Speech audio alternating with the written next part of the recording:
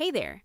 If you're a special education teacher or case manager, you carry an enormous amount, goals, minutes, compliance dates, meetings, for every single student on your caseload.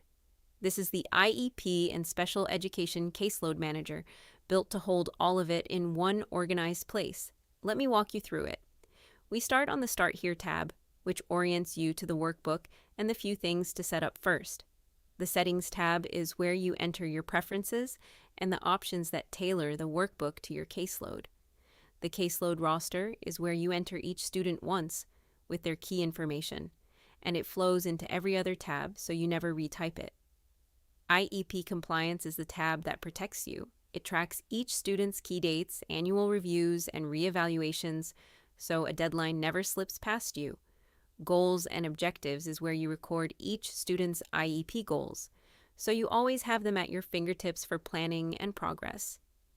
The Service Minutes log lets you document the services you deliver, so you have a clear, dated record of the minutes each student receives. The MTSS and RTI tracker helps you monitor interventions and student response, so you can show the data behind your decisions. The Accommodations tab keeps each student's accommodations in one place, so nothing gets overlooked in the classroom.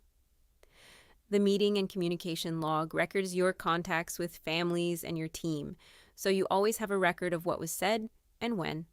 Progress Monitoring is where you track how students are moving toward their goals over time, turning observations into clear data.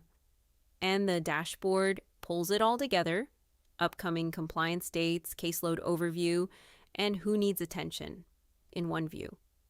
That's the whole manager.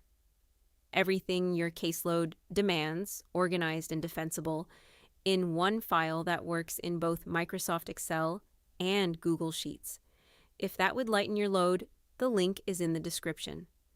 Thank you for the work you do, and thanks for watching.